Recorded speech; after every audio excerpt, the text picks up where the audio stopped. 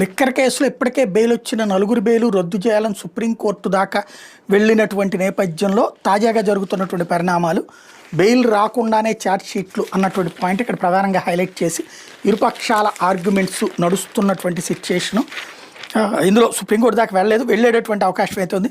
మద్యం అక్రమ కేసులో బెయిల్ రాకుండా చేసేందుకే ప్రత్యేక దర్యాప్తు బృందం హడావిడిగా ఛార్జ్షీట్ దాఖలు చేసిందని పెళ్లకూరు కృష్ణమోహన్ రెడ్డి, బాలాజీ గోవిందప్ప తరపు సీనియర్ న్యాయవాదులు తప్పెట్టి నిరంజన్ రెడ్డి, సిద్ధార్థ్ దవే హైకోర్టుకు నివేదించారు. 90 రోజులు దాటితే నిందితులు బెయిల్ పొందే అవకాశం ఉండడంతో పూర్తి వివరాలు లేకుండానే ఛార్జ్షీట్ వేసిందని వివరించారు. అందులో కీలక అంశాలను విస్మరించిందని తెలిపారు. బాలాజీ గోవిందప్ప, కృష్ణమోహన్ రెడ్డి, కాలు ధనంజయ రెడ్డిలకు ఏసీబీ కోర్టు ఇచ్చిన డిఫాల్ట్ బెయిల్ని రద్దు చేయాలని కోరుతూ సిట్ హైకోర్టులో పిటిషన్స్ దాఖలు చేసింది. తమ ఛార్జ్షీట్లో పలు లోపాలను లేవనెత్తుతూ ఏసీబీ కోర్టు ఇచ్చిన ఆఫీస్ మెమోరాండం సైతం సవాల్ చేసింది. వ్యాజ్యాల మీద విచారణ జరిపిన హైకోర్టు ఏసీబీ కోర్టు జారీ చేసిన ఆఫీస్ మెమోరాండంపై స్టే విధించింది. అలాగే ఆఫీస్ మెమోరాండం ఆధారంగా డిఫాల్ట్ బెయిల్ ఇస్తూ ఏసీబీ కోర్టు వెలువరించిన తీర్పులోని పలు అంశాలను నిలుపుదల చేసిన విషయం తెలిసింది.